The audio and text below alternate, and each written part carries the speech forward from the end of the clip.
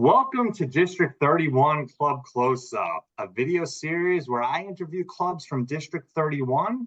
We learn about their clubs, the great things they're doing to engage existing members, and what they're doing to recruit new ones. I'm your host today, Christian Austin, the 2023-2024 District 31 Public Relations Manager. And today we're joined by the club from LEADA Liberty Toastmasters. Last year, a distinguished Toastmasters club. Give them a round of applause for that, for adding 5 points in the Distinguished Club program to be distinguished. LEADA Liberty is a corporate club, meaning that they're not open to the general public, but any employees at Liberty Mutual are welcome to join the LEADA Liberty Toastmasters Club. Some history on the club. They just had their 5th anniversary this year in September of 2018. They were founded. So not the oldest club, but they do have some experience, 5 years of experience in District 31 under their belt. And we're going to learn about some of this experience during our panel discussion today. They are a virtual club. And I'll provide, or the club officers at the very end will provide some more information about their club meetings and how to get in touch with them as well. Although they're a corporate club, they are inviting to people who want to come see how their meetings are run. Today, as I mentioned, we're going to be doing a panel discussion. That'll be in the form of me being the moderator, and then our club officers here today being the panelists. I'll ask a question. Any of the panelists can chime in, or they can elaborate on each other's answers. And then after everyone's responded to their satisfaction, we'll move on to the next question. But before we get started, though, I want you to take out those notebooks, get out that pen, because you're going to learn some valuable information from LEADA Liberty Toastmasters today. But before we get started, let's learn a little about the club officers. I'd like to go around the virtual room here and have each of the officers say a bit about themselves. We'll start first with Jennifer, the president of LEADA Toastmasters. Jennifer. Hello, everyone. Thank you, Christian, for having us on your show. I am Jennifer Okezie-Watts, and I started with Toastmasters in 2006. However, I've been a member for a total of 7 years, so I had some breaks in between there. This is my second club that I've been a member of, and thoroughly enjoying it. Love this leadership team. This is my first time as serving as the president, so I'm halfway through this term, and so excited to continue and work with this great group of officers and our vibrant members. Thank you for that, Jennifer. Your first time as president. Congratulations for taking that role. Great responsibility, but a great opportunity to lead the club in the direction that you feel is best suited for both the company and your Toastmasters Club. Moving on next to Shauna, the VP of Education. Shauna, can you please introduce yourself? Absolutely, Christian. Thank you so much. So yes, my name is Shauna Worrell, and I'm the current VP of Education for our club. I began my Toastmasters journey back in April of 2022, and my role at our company that we are a part of is a trainer. So I felt that taking on the role of VP of Education is perfect because I'm able to leverage the experience that I have in my daily role to help my Toastmasters Club and our peers grow and really foster that continual growth and the growth mindset that we promote. So I'm excited to be here and showcase what we're all about. But thank you. Thank you for that, Shauna. And Shauna mentioned April of 2022. Hasn't been a Toastmaster for that long, but is already the VP of Education of the club. So for any of you out there who think, maybe I can't get involved in an officer role because I don't have enough experience, Shauna got involved early, and she is now second in position as the VP of Education. So thanks for stepping up for that role, Shauna. Thank you. Moving on next, Megan. Megan, can you please introduce yourself? Absolutely, and thank you, Christian. My name is Megan Foley, and I have been a part of Toastmasters, I'm going to say since mid-2021. And I say a part of them since mid-2021 because I came in as a guest and then I never left. I continued to come into our meetings week after week, month after month, until it was time to do the new members. And so I started as a new member in October of that year. As a new member, I enjoyed the club even more, being able to then participate with regards to um, the prepared speeches. And then a year into it, I was asked to be secretary, which I take my role very seriously. What I'm able to do is, or what my role entails, is making sure that our roles are all filled in every meeting. What I do is I handle that with a very subtle hand. I allow people to sign up as they want to, and then I start volunteering people. That is my role. I do it, like I said, with love, but I definitely do it with a strong hand.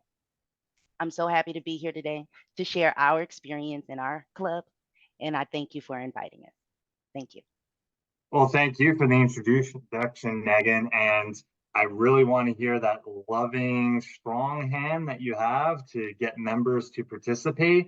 I also hope we hear more about how you were a guest until you became a member. You kept on going to meetings. There's something about the club that had you coming back to those meetings. So I hope we get to hear more about that during our panel discussion.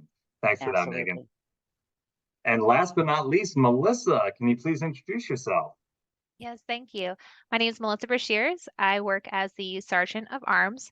I believe I'm the newest officer on the team. I was invited to become the Sergeant of Arms around July timeframe, and I just really have loved the engagement with this dynamic team that we're a part of, not only just to make Toastmasters the best that it can be within our club, but we're just continually finding different avenues to reach out, branch out, find new members, develop the members that we have, and that continuous growth is just a really an integral part of our culture within our team. But I've been a part of this Toastmasters Club since April of 2022 myself. So just diving in there, looking for that personal development, the networking opportunities, and just finding ways to connect within our club, which is so important, especially when we were all hybrid or virtual during COVID, and just finding different ways to connect. This just really became a lifesaver for us.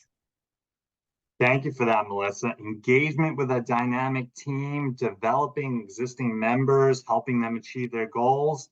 And the other point, just like Shauna, April of 2022, and you're in the officer corps helping to lead the club. Example for everyone. New members, you can become a leader of your Toastmaster Club as well, as evidence between Shauna and Melissa and LEADA at Liberty Toastmasters. Well, thank you everyone for your introduction. Let's get started with our panel discussion. And to get started, I'd like to kick off with an introduction question to all the officers. How would you describe your LEADA at Liberty Toastmasters Club? Well, Christian, you mentioned that we have a corporate club. And what's interesting is how we were chartered, how we started. We came from our employee resource group that is called LEADA. So Liberty Mutual has several employee resource groups. They're employee-led groups that are meant to drive our diversity, equity, and inclusion initiatives to foster a diverse and inclusive workplace. These employee resource groups, also known as ERGs, are groups of people that have similar interests or affiliations usually, or people who are interested in learning about certain groups. So LEADA stands for Liberty Employees of African Descent and Allies. So LEADA started this group to provide an avenue for its members and all of Liberty Mutual employees to develop themselves with public speaking, with leadership, and it's all focused on career growth. So that's one real important tenet of our club. We started as an in-person club in Boston, and because of the pandemic, we had to pivot to being virtual. But once we went virtual, we didn't go back because it opened the door to people across the country and really was a great benefit. So we also have some other chapters that are looking to open in-person locations within our Liberty corporation. So we'll see if that goes anywhere. It's definitely something that's hot and on people's minds, and they're seeing the benefit of it. So that's just a little bit of our history, but the others may have some characteristics they want to share about our club.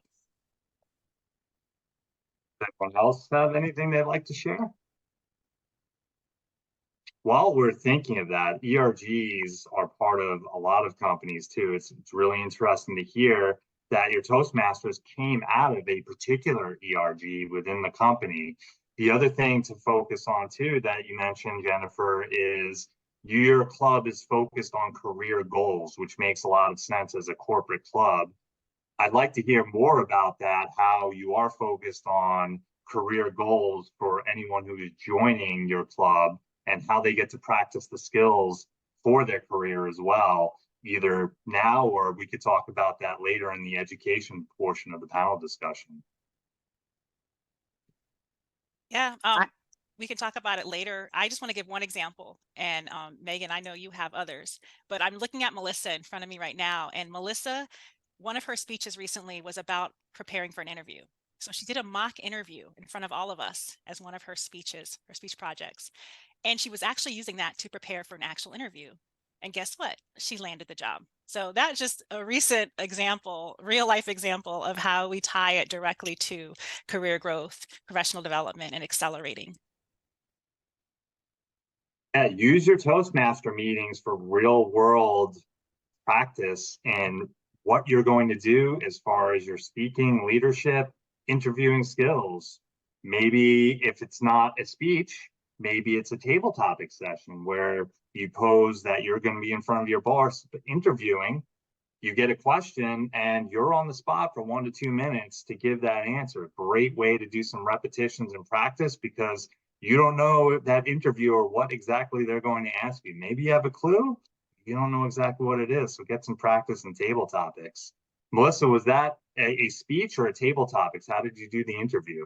It was actually a speech that I completed as part of my pathway, but what I got a lot of value out of it because I had several people from the club who actually reached out to me. They sent me resources that they had on hand, you know, like what they did to help prepare for their interview.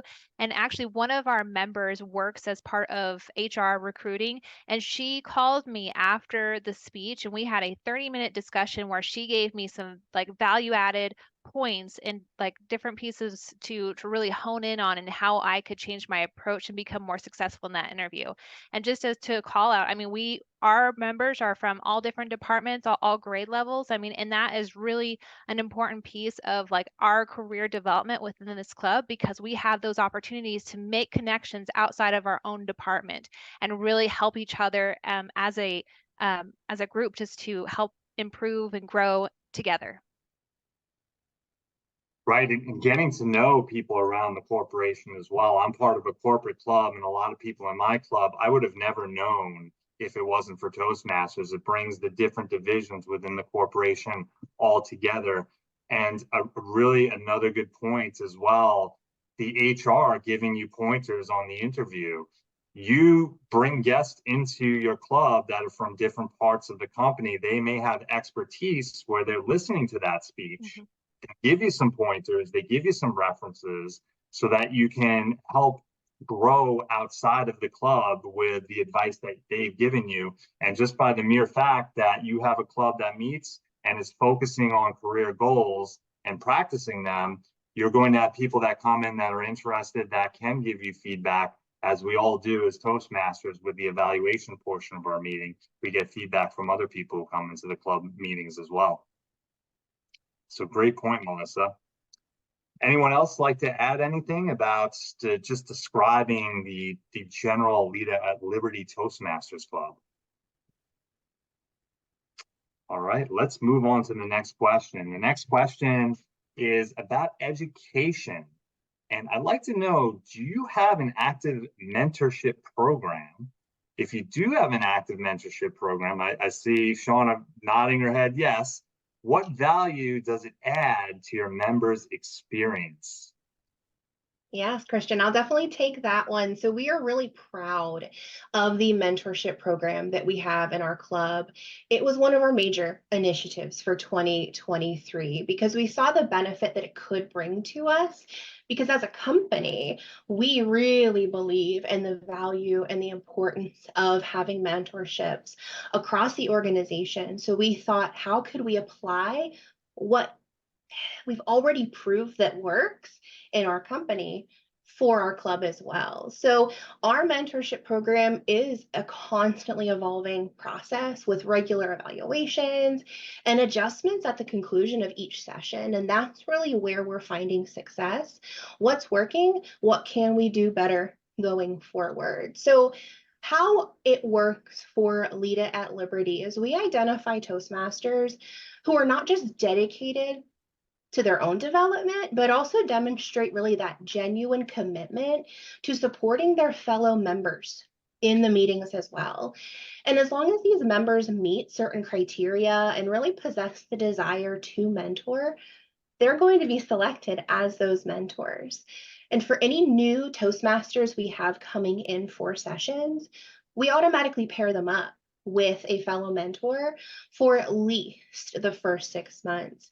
We've found that navigating pathways, understanding the roles, understanding how to give solid, good, impactful feedback is possible through the support of those one-on-one conversations with our mentors.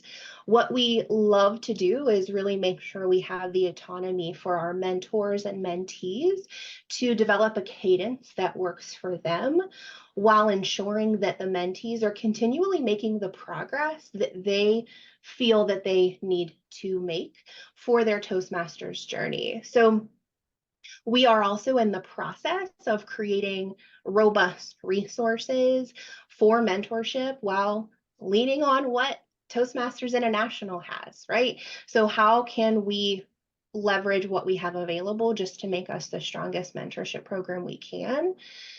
We mentioned this earlier too with regards to education and development. So we're also very cognizant and aware of the development and resources we have at Liberty Mutual that help with development. We're actively pulling those into the mentorship program so that our own individual development has that Toastmasters reflection, so that when our mentees, our mentors, officers, anyone is having the conversations with their managers, it's not just Toastmasters, it's just a thing we do to fill up space. We encourage everyone to understand how this directly impacts their development and growth in their role as well. So that is really a big focus. We aren't perfect yet, but that's not the point. We're making progress each day on it. A few other things, if I can, I would love to mention is we're very, very clear that the mentor's role is not to do all the things, right? The mentor is to guide and support. The mentee leads that conversation. They come to the meetings with questions. If they're struggling with speech ideas or speech development, they're to reach out. Because we encourage our mentees to own their journey, we're finding that they're more engaged, they're making more progress than we saw on average before we had the program as well. That's just one of the immeasurable pieces of value that we're seeing. We're seeing that development, we're seeing that commitment, and we've mentioned it before, and I believe Melissa may take this on as well later because she's very passionate about it, but we're developing a true culture of closeness, that closeness community, our networking capabilities, and just really growing within ourselves and each other as we navigate through it. So we're thrilled to witness the positive impact that the mentorship program has had, not just on the club, but on everyone's development in the organization. Thank you for sharing that, Shauna. And there's so many great points there. The one thing I like to ask, you mentioned in the beginning, you identify members in the meeting that would be good mentors. Is there particular metrics that you're looking for to find that mentor. Yes, it's interesting that you mentioned that because right now that is one of the things we're working on. Mentorship is new for us. We're a 5-year club. Mentorship started just this year. So we really use this as a year to understand how we can utilize mentorship for 2024 is what specific criteria should we be looking for? How far in one's pathway does someone need to be prior to taking that on? What roles or speeches should someone have prior to stepping into that? So right now, what we're looking for in mentorship was, are they engaged? Are they supporting their peers? Are they being part of this community? Going forward, we're looking to level that up even more, just so we have the strongest mentorship program we can possibly have. So we're excited for it. Well, it sounds like you're going to develop a great mentorship program along the year. Given that you're looking for those engaged members, couldn't look for, if you're going to start somewhere, that is the best place to start. If they're engaged in the club, they're participating in the meetings, they're probably willing to help other members as well as a mentor. And maybe they don't know everything, but then they can go to a club officer and say, hey, the first 6 months, we need to teach our mentees about pathways, roles, good evaluations. Can you give me some tips on that so I can pass that along to my mentee as well? The other thing you mentioned, Shauna, great point about that relationship. It's not just about the mentor being the teacher. It's a two-way street. One teaches the other, although we think it's just mentor to mentee. It's what does the mentee need from the mentor, and possibly the mentor can learn from that themselves too. So another really good point about that mentor-mentee relationship. And then developing community, that closeness. And Melissa, I think Shauna said that you are passionate about that as well. That's really an important part. Thinking about mentor and menteeship, that is a bit of a teacher and student relationship, but it's also a community or a friendship relationship as well. If the mentor and mentee don't have that closeness together, they're probably not going to want to get together and meet, and they may not learn well from each other either. So I will, if Melissa or anyone else wants to say anything about mentorship, I would love to hear any other thoughts. I have just a couple of thoughts. So first off, I have 2 mentees myself within the Toastmaster program, but not only that, but I am a mentee and I have other mentors, and just going through this experience, being a mentor, helping guide someone through their development journey, it has really given me a broader perspective just on how I can move forward in different areas of my career and mentorship journeys with outside of Toastmasters. So there's just a great benefit for that.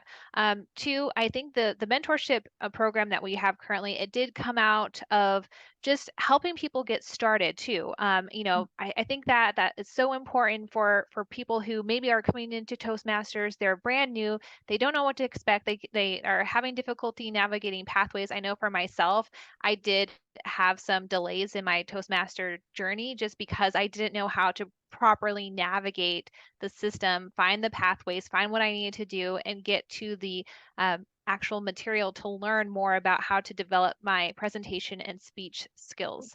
So that was a big piece of that, and just helping people get started, plugging them in, hit the ground running. Let's start getting our speeches done and out of the way, and just kind of breaking past that fear that people really do feel when they first begin something like this, because it's just public speaking. It can be scary, it can be intimidating, and let's find ways to really create that support so it takes away some of that fear for people. Yes, and having that individual attention, right? If you join the club, if you're an inviting club, which it sounds like you guys were to Megan, who was a guest for a long period of time, and then she just became a member because she just wanted to continue attending meetings. That's great that the club is welcoming, but having that one-on-one attention with a mentor, helping out the mentee with the specific problems they have, is a critical aspect of getting that new person on board to feel comfortable with the club.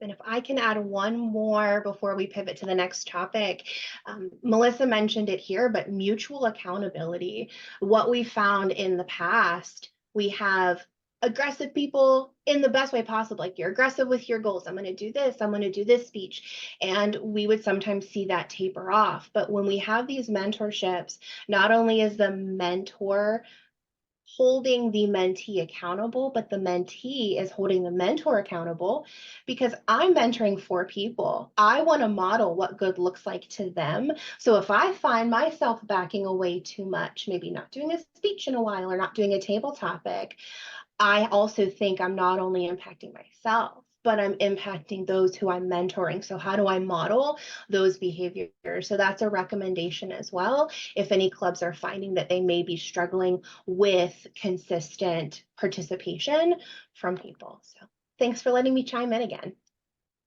Absolutely, Shauna, and that is a really good point of mutual accountability. A lot of times you may not think of an officer role, just in general, an officer role. My personal experience on that, being a club officer, I felt that accountability as well, that if I'm an officer in the club, I represent the club. So if I'm not stepping up and taking those roles that need to be taken, giving those speeches, then I'm not doing my full role as a club officer, not setting a good example either. And in that, as you mentioned, with the mentor growing from that accountability, I felt growing as a speaker, growing as a club leader from that mutual responsibility as well is an untold aspect of being a club officer, or in this case, being a mentor. Thank you. All right. Thank you, everyone, for those responses. And then the next, I'd like to touch on membership. Now, I'm looking at the numbers here of last year's members recruited, and I'm almost wondering if I mistyped this number. 37 new members last year. That is just mind-boggling. So how are you attracting and engaging these members in a corporate club? Nonetheless, you can't go out to the general population. I'd like to hear about how you're doing that recruiting. And I would love to tell you, along with my own story. So we'll weave it in there. We've mentioned several times that we are a corporate club. And so, of course, we utilize the other corporate clubs. We are part of LEADA. LEADA will partner with another ERG to do events. What that means is it's a lot of word of mouth because we do partner with these other clubs. And that way we are able to promote Toastmasters throughout with those ERGs. I know that during our open house, what we do is we have actual meetings so that anyone that's never been to Toastmasters, they can at least join one particular meeting and get a feel of what it's going to be like. Obviously, we provide additional information, so it's a meeting sped up, but it is a meeting nonetheless. And of course, in those meetings, what we do is we demonstrate how, as Shauna mentioned, the agents can use Toastmasters in their career growth. We advise on things that they can do, like putting it in their growth plan. Once they put it in their growth plan, their manager becomes involved. So everything about Toastmasters then becomes enhanced in their own development, because now they are definitely working towards some goals, and Toastmasters is there to assist them through it. We, of course, encourage guests to come at any time. Our members are able to ask guests to come, and then once those guests are there, we encourage them to come back. Not only that, but we encourage our guests, if they want to go ahead and also do a table topic. So they are able to, when they want to, participate in a meeting. Again, since we are a corporate club, we do let our members know that they don't have to stress over making it to every single meeting. We know we have work. We know we have meetings at work, and we do get busy. But that's also the reason why we have a meeting each week. We want to make sure that we're available for those to make it to the meetings when work does not get in the way. So let's talk about my journey, because all of those things were the reason that I joined. I was voluntold by my manager to join a meeting done by LEADA, and it was about branding, finding your brand. I made mention of wanting to be a part of a mentor program that LEADA was running. Someone from that meeting reached out to me. I became a mentee. My mentor, after getting to know me, introduced me to someone that he was like, I just think you should speak to this guy. Okay. So we set up a meeting, and the first thing he did was, oh, you would love Toastmasters. So I got the invite. And what it was how open and honest everyone seemed during the table topics. And that's my favorite part of the meeting, hands down. But during the table topics, topics that sometimes you don't want to talk about, people were open to discuss. And it was the type of meeting that made sure that everyone was comfortable knowing that it was an open space where they can be comfortable in talking about any and everything. That is what kept me going. When at the time the club officer, when she told me that I could come back, I asked her for a meeting maker. I got with my manager and I said, I don't want to miss any of these meetings. And unless I was on FTO that day, I was at every single one, which almost guaranteed my spot when open enrollment came around, right? And so that is actually my story and how I became a member. And that is also the reason why I want to make sure that we continue to make it an open space for our members, make it an open space for our guests. And that's how we've been able to recruit so many members. It is a fun time. It is a great time. And we can use it to further our own development and careers. Thank you for that, Megan. Thank you for sharing your personal story, as well as you talked about a little bit in your introduction about continuing to go back to meetings. That touches on what we just mentioned before, that community of closeness, right? You come to a meeting, you have fun, and as you mentioned, this is an open environment, and what you really like was the table topics about how maybe there's a difficult topic that you have to talk about, but everyone in the club, they would address that in that open environment where people feel safe expressing their opinions, exploring themselves outside maybe their comfort zone as well. And that provides that welcoming environment for people to come and continue to come back as well. The other thing you mentioned with partnering up with ERGs, for all other corporate companies who have ERGs, that is a fantastic idea to find some other ERGs, partner up with them, and promote your Toastmasters Club, because ERGs, they're getting together, they have a particular interest that bounds them all together, but we're all interested in public speaking, leadership. That's all part of the corporate environment that all ERGs could potentially be interested in. So leverage those organizations to get your word out. And that word of mouth, Megan, that referred you to that person who said, hey, why don't you join that Toastmasters meeting? I think that might be something for you. And that's how you found out about Toastmasters. Could you say a little more about partnering with the ERGs and providing Absolutely. information about Toastmasters through the ERGs?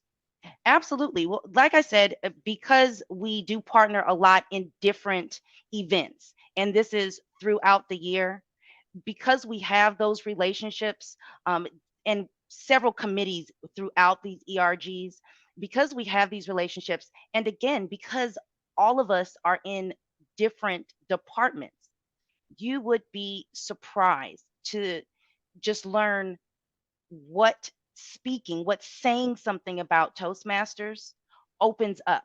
It opens up a conversation. There's been times where I was in, or I did interviews, and I mentioned Toastmasters because I'm going to always mention Toastmasters in my interviews. And I've had at least 3 in the last several months where the interviewing manager said they had been a part of Toastmasters, not through our corporate club, outside of Liberty Mutual. And so I thought that was an attestament to what happens when you have a lot of diversity, which is what the ERGs bring. And then again, a lot of different people from different departments or different levels, like we all are here. I know that myself, I promote Toastmasters to my own department. I have done presentations in my department to promote Toastmasters. So now what happens is in my department, where there are several different people in different ERGs, they come, they get to experience Toastmasters, and what they like about it, they take to their ERG. Now they're talking about it. Now they get other people that want to come and just experience it. I will say this, we invited a few people from a certain site, and they loved it so much. What they thought to do was to build an in-person Toastmasters. So Liberty, hopefully, I hope I'm not speaking too soon, will have two Toastmaster clubs, a virtual one and an in-person one here in Plano, Texas. Melissa and I, by the way, are assisting in helping to sponsor them in building their club up. But this is all because, again, word of mouth going between the ERGs and the different departments that we have included in our members. It's been the best way of letting people know how wonderful Toastmasters is. Megan, you brought up some great points with ERGs. I was thinking of ERGs specifically of we team up with them, there's a group of people, and then we promote because there's just more people to promote. What you mentioned, which is very interesting to think about with ERGs, there is just a diverse background of people and diverse number of departments. So instead of using the ERG to just get your message out and tag up with them on their advertisements, this is more going back to your word of mouth advertising. Being part of the different ERGs or speaking with people in the different ERGs, they're going to spread the word to people with different interests, people in different departments. And that is that word of mouth, that organic growth and organic marketing of the club. That is probably one of the reasons that you recruited 37 new members last year, getting that word out, word of mouth. Toastmasters has a promotion called the Talk Up Toastmasters, and that is the epitome of talking up Toastmasters. Everybody talks to somebody else, and then people come to the meeting, and you grow the club by that many members last year. Fantastic growth. Does anyone else have any other comments they'd like to make on the membership growth within a corporate club in particular? All right, let's move on then to finding out a little more about your club that you feel adds value to members. So can you describe an aspect of your club where you feel that it adds value to your membership? I'm going to go ahead and take point on that one. Okay, so, and even to Megan's point, and she hit on it beautifully, it really does come down to relationships and how we build those relationships, how we create a safe space where people feel seen and heard, and there's no pressure, that they can come and ask questions, and and there's just anything and everything. That's what Megan said, right? So but one of the things that we were very intentional about this year is our DE&I infusion. And to kind of clarify a little bit, so this is LEADA at Toastmasters, right? Or LEADA at Liberty Toastmasters. So LEADA is Liberty employees of African descent and their allies. And so for me, I want to know Like, how can I become a better ally? Like, what can I do? And a lot of it comes down to asking questions, having conversations, like broadening your perspective and making sure that people like of any nationality, any ethnicity are seen and heard, and we're creating that space for them, right? And so a lot of that comes down to, again, having those conversations. We have added consistently for probably about the last several months, where each time we have table topics, we have 5 questions, which includes specific topics on DE&I. There we have our regular table topics section, right? But we also include DE&I because we want to make sure that we're having these conversations, that they have a chance to have a voice, be heard, be seen, and just making sure that these conversations are taking place. And I think it really is value added for our members, because not only do we get to share our experiences, our backgrounds that are specific to us, like we have that chance to share, but we also have a chance to learn from each other, and we find things in common that we didn't even realize, and that's really where we dial in and make sure that that connection piece is really solidified. And back to what you were saying about organic growth, I think we've done an amazing job as a club to really become a club that is reflective of the members. We are always changing, always growing, and it's based on the members that we have at any given time. We're always open to make sure that we are reflecting the personalities, the character of the club is reflective of its members, not the other way around. And just as far as the different things that we also do is like projects, like that is a big thing. I'm getting my degree in project management, so this was a way for me to find ways to help give back and really, again, be intentional about our growth and development as a club. I just checked on our dashboard, and we have about 11 different projects that we have that in the works that we're trying to really build that a better club for ourselves. Like, for example, what Megan was saying, we're sponsoring that other club within Liberty because we want to be there for them, but it takes time, right? We have to make a plan. We have to go there in person, give advice, give feedback, and provide resources.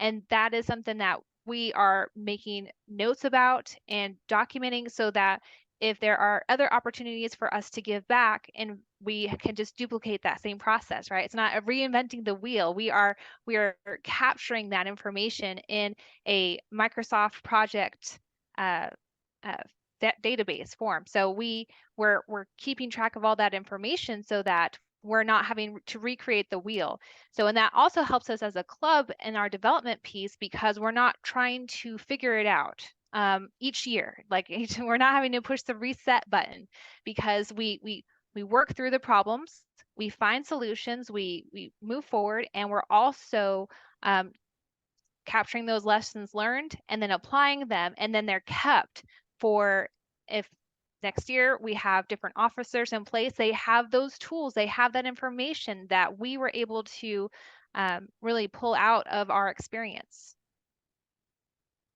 Melissa, the project management aspect of this, I think this is something that gets overlooked with a lot of executive committees in Toastmasters of, why are you reinventing the wheel? Let's document what we're doing, what is successful, so that we don't have to spend time thinking about that all over again every single year. And unfortunately, I think as a volunteer organization, we are not sometimes thinking about that. We're thinking about speaking and what are the roles we're going to fill in the next meeting, which is all critical to running the club. But on the back end, what are the processes that the club needs to execute year after year that we can put in writing so that people can just look at it and they don't need to figure it out and spend a lot of time on. The other topic that you mentioned that distinguishes your club is the table topics, with 5 or so conversations about DEI, getting to know people as well. This goes back to having that community of closeness, that open feeling. If everyone feels they can discuss this, table topics is a great way to learn about people, to get them to express their opinions, and to learn from other people as well. So think about, for people watching this, table topics don't always have to be light. They can be a topic that is something that is philosophical, impactful from a societal standpoint. Anything you want can be a table topics. It's an avenue for discussion, and that's what you're doing in your club with these DEI discussions as well. We are getting short on time. I'd like to continue this interview for another hour, but we're Toastmasters and we have to wrap up on time. So we are now at the concluding question, and I'd like to ask all of you, if we haven't figured out already, why would a Liberty employee want to come visit your club? I'll start by saying something that anybody listening has probably already deduced. We are a very welcoming club. And I think back to my initial Toastmasters experience and what really made me come back for more and make that decision so quickly. It was the club president at that club, Jacob Vengel. He was interested in me. He listened to me. He showed me things. He took my hand in a not literal way, but figuratively took my hand and introduced me to people, welcomed me in, encouraged me to get my icebreaker done right away, and motivated me. It was that personal connection. And that's what I strive to do. And that's what we all strive to do. When guests come, or if we're talking to somebody and we're inviting them, we have that enthusiasm. We portray that, and then we follow through. And we recently had a visit from our division director who did an area director report for our meeting. And that was one of the first things he said in our report. We were so proud of it because that's what we want to convey. And our meeting guests that do come or visitors from other areas, they say the same thing. They want to come back. They feel welcome. They feel acknowledged. They feel seen and heard. And in fact, we do welcome anybody in the district. If you're ever wanting to come visit us, we can definitely accept visitors, even though we're a corporate club. If you're within our district, Christian will provide our contact information. Reach out. We would love to have you visit, and then we would love to get feedback from you as well, because we continually want to improve and evolve as a club. Thank you, Jennifer. Anyone else with any last departing thoughts? Well, I wanted to say that I think one of the best things about our meeting, and everybody knows my saying, is that we flow like water. Things happen. We know things happen, but that is the reason why we are so agile. We will do whatever we need to do to make the changes and evolve our meetings as needed. And again, it's never any real pressure, definitely flexible. So I think that that's a good reason why people like to come and visit and why they come back. Flow like water, just go the natural direction and grow in the process. The reason people are coming back to your meetings. Any other last thoughts? Well, if not, I'd like to share my thoughts on what I heard during this interview. What I heard about LEADA at Liberty Toastmasters, there's a personal connection and an enthusiasm from members, and makes guests want to come back, such as Megan, who kept on coming back to each meeting. You're developing a community of closeness and growing yourself from your meetings. The meetings are an open environment and a safe space. In particular, DEI concepts are typically part of table topics, and you learn about how you can become an ally for anyone else, and you learn about other people and have your voice heard within club meetings. You go to a meeting, you become a member, you're giving a mentor. They're looking for future mentors. You'll be connected with somebody, so you hit the ground running and you get past that fear of participating in the meetings and giving those speeches. As the mentor will run you through how to give a speech, what the meeting roles are about, how to navigate pathways, anything that a beginning Toastmaster would want to know. They have that one-on-one connection with a club assigned mentor. Learn about leadership and processes within the club. Become a club officer. We have a couple of newer members. 2022 became club officers, but the executive committee, they're documenting their processes, so you do not have to recreate it year after year, and you can continue that growth. Join the meetings, Focus on your work-related goals, and remember, if you want to grow your club the way LEADA at Liberty did, word of mouth. Get the word of mouth out. Talk up Toastmasters, grow that membership organically. The value of your club will be spread to others, and they'll want to naturally come to your meeting. Thank you all for joining me today. I hope you all have a fantastic 2023-2024 Toastmasters year.